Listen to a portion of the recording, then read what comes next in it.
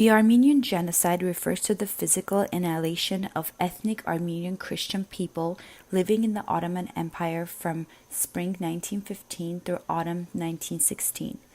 There were approximately 1.5 million Armenians living in the empire.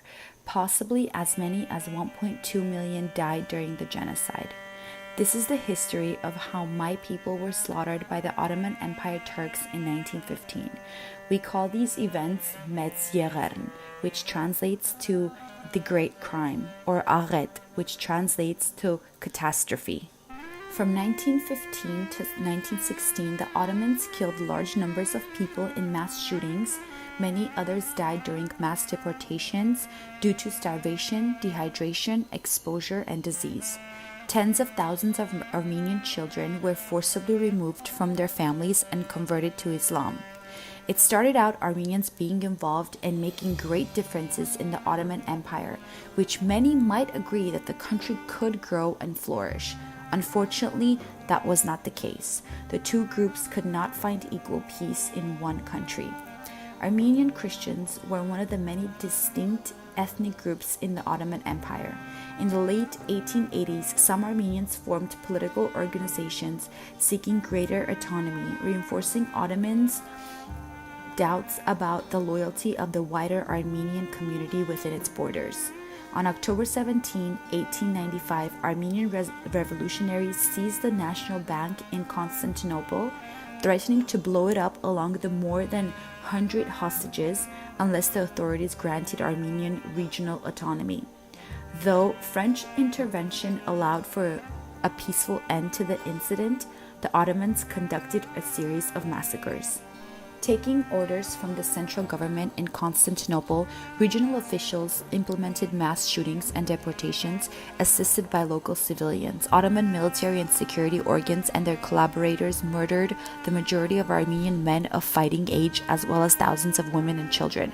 During forced marches through the desert, convoys of surviving elderly men, women, and children were exposed to arbitrary attacks from local officials, nomadic bands, criminal gangs, and civilians.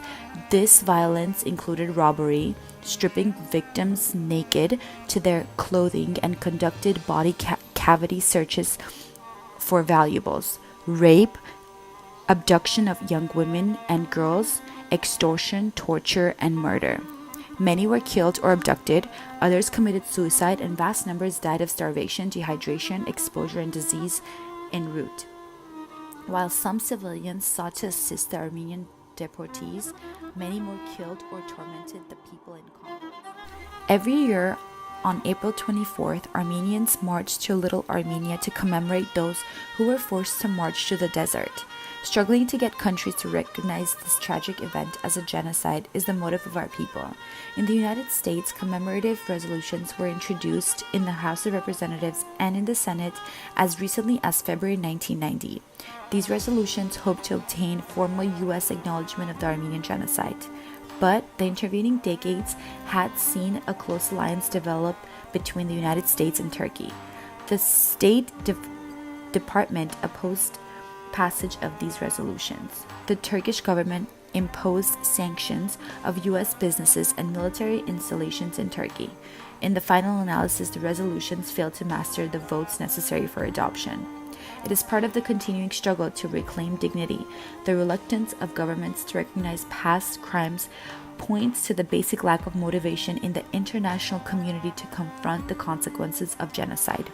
Sure, many people know where Armenia is. Many are even friends with Armenians.